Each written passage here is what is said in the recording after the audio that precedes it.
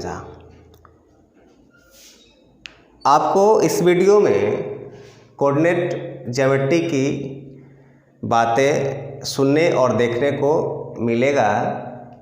आप class 9th के लिए एक कोऑर्डिनेट ज्योमेट्री देख रहे हैं। आपको क्लास 9th में कोऑर्डिनेट ज्योमेट्री के टॉपिक्स मिलेंगे। फर्स्ट इंट्रोडक्शन आप देखिएगा,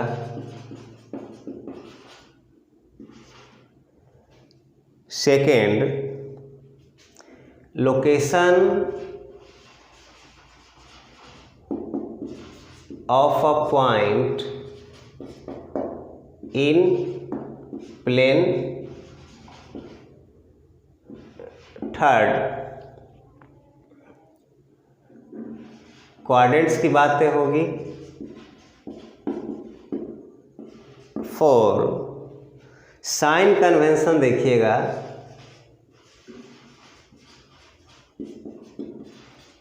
and fifth and last plotting of a point in a plane. किसी प्लेन में एक पॉइंट को कैसे प्लॉट करेंगे, आइए स्टार्ट करते हैं इंट्रोडक्शन ऑफ कोऑर्डिनेट ज्योमेट्री से। First point,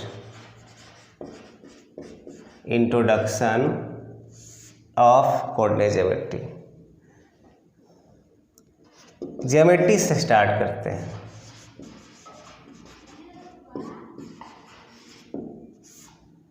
There are two types of geometry. First is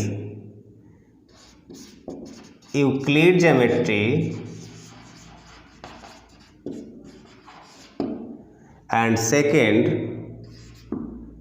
coordinate geometry.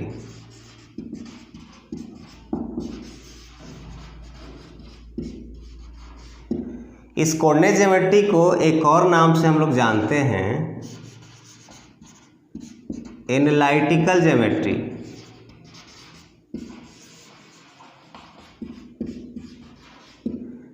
चलिए थोड़ा सा यूक्लिड ज्योमेट्री के बारे में जान लेते हैं। It is given by a Greek mathematician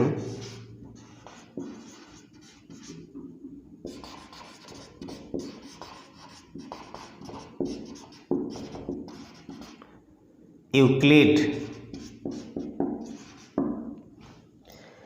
इस यूक्लिडियन ज्योमेट्री को देने वाले एक ग्रीक के मैथमेटिशियन फिलोसोफर हुए यूक्लिड, उन्हीं को श्रेय जाता है। ये आज की बातें नहीं हैं, ये बीसी की बातें हैं। अप्रोक्स 350 बीसी की बात कर रहे हैं, ईस्वी पूर्व की बात है। लेकिन ऐसा नहीं है कि यूक्लिड ने ही यूक्लिड ज्योमेट्री को सबसे पहले दिया। इसके पहले एक थेल्स साइंटिस्ट हुए, थेल्स ने भी इसमें योगदान दिया। और थेल्स का एक चेला जिसे बोलते हैं शिष्य, इनका नाम था पाइथागोरस।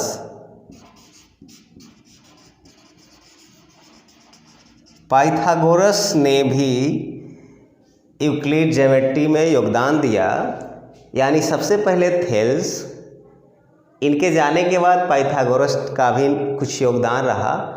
इन लोगों के जाने के बाद कितने सौ सालों, कितने 100 ईयर्स के बाद यूक्लिड ने एक अलग तरह के ज्योमेट्री को दिया। जो ये काम पूर्ण रूप से नहीं कर पा रहे थे, उसको यूक्लिड ने पूर्ण किया और बहुत सारे थ्योरम्स को ये प्रूफ किए और तब जाके एक ज्योमेट्री निकल के आया। इसीलिए आज इस ज्योमेट्री को यूक्लिड ज्योमेट्री भी कहा जाता है, यूक्लिड के नाम से जोड़ा जाता है। ये जो यूक्लिड ज्योमेट्री है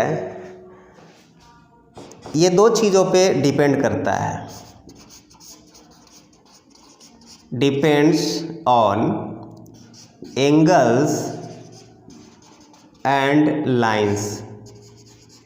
यूक्लिड ज्योमेट्री एंगल और लाइन की बात करेगा और ये बेस्ड होगा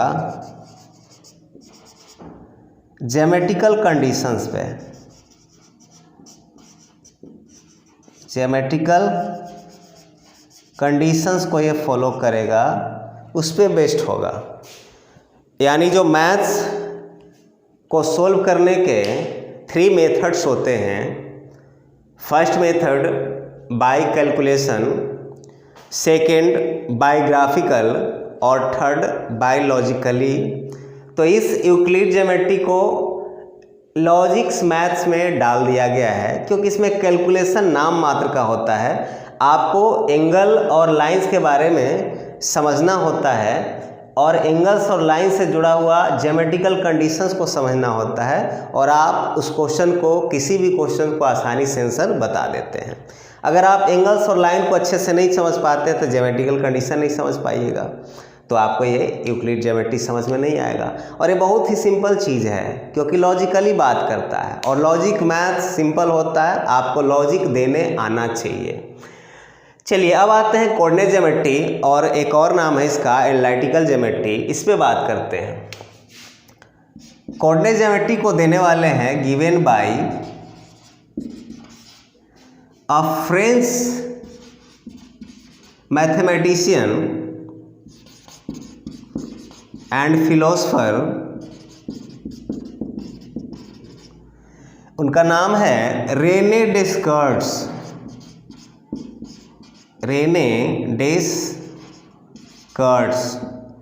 इन्होंने एक कोऑर्डिनेट ज्योमेट्री का प्रादुर्भाव किया और अप्रोक्स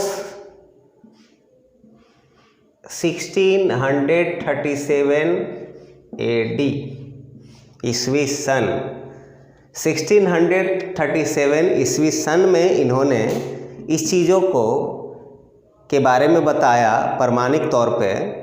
और ये देखिए, ये कितना BC की बातें हो रही है, यहाँ AD की बातें हो रही है। कितने दिनों के बाद, कितने सालों, कितने युगों के बाद ये आपका कोऑर्डिनेट ज्योमेट्री आया।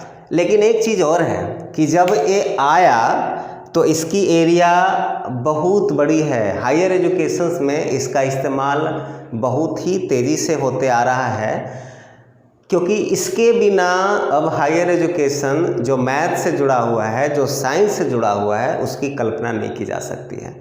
लेकिन अगर आप सोच रहे होंगे कि ये आज के ज़माने में है, लेकिन क्या कभी इसका इस्तेमाल हुआ करता था? मैं 2 कहानियाँ बता रहा हूँ, डिटेल्स तो नहीं जाऊँगा, क्लास की लेक्चर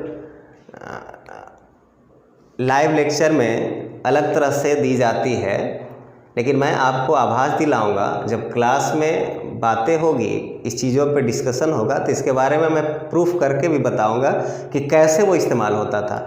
आपने रामायण में राजा दशरथ की बात समझी होगी, सुनी होगी, और रामायण में राजा दशरथ शब्द वेदी बाण चलाते हैं और वो श्रवण कुमार को, उसकी आवाज़ को पकड़ के उन्होंने तीर से मार दिया था।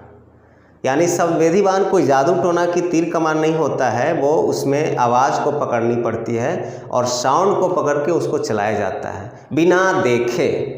और ये संभव होता है coordinate geometry, Pythagoras theorem and trigonometry, 3 चीज़ों के मिश्रण से ऐसा होता है। और एक और हमारे हिस्ट्री में अगर बात करते हैं तो पृथ्वीराज चौहान का नाम आपने सुना होगा। 1192 AD पृथ्वीराज चौहान के बारे में भी शब्द वेदी बाण चलाने का जिक्र है पृथ्वीराज रासो में, और उस पृथ्वीराज रासो जो चंद्रबरदाई ने लिखा है उसमें इसका जिक्र है।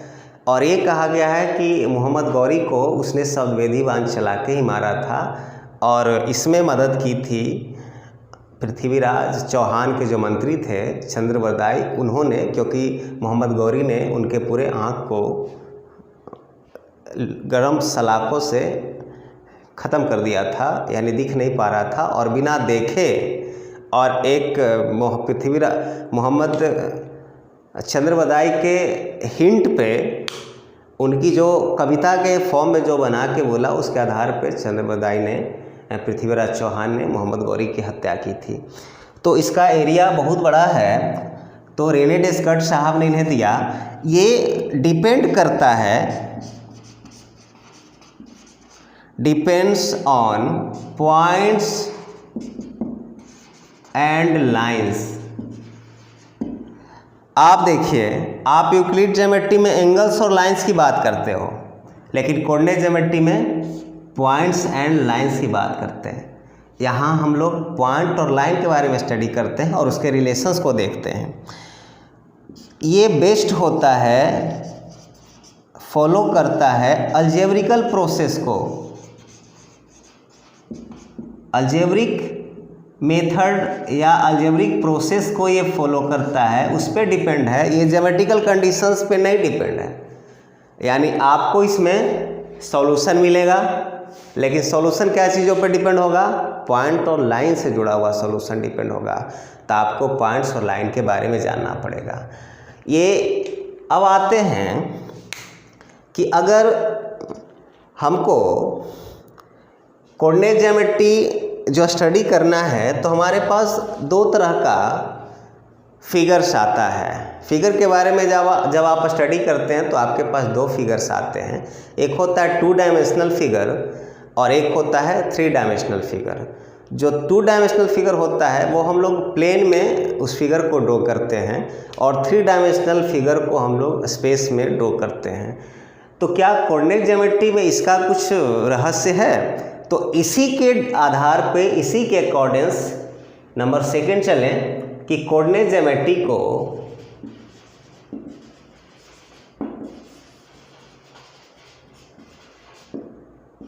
टू टाइप से डिवाइड किया गया। एक 2D कोऑर्डिनेट ज्योमेट्री यानी 2 डायमेंशनल, और एक 3D। और ये जो 2 डायमेंशनल कोऑर्डिनेट ज्योमेट्री है, ये 4 प्लेन के लिए और ये 3D 4 स्पेस के लिए। यानी अभी आपको ये 3D कोऑर्डिनेट ज्योमेट्री स्टडी नहीं करना है। करना है तो क्या करना है?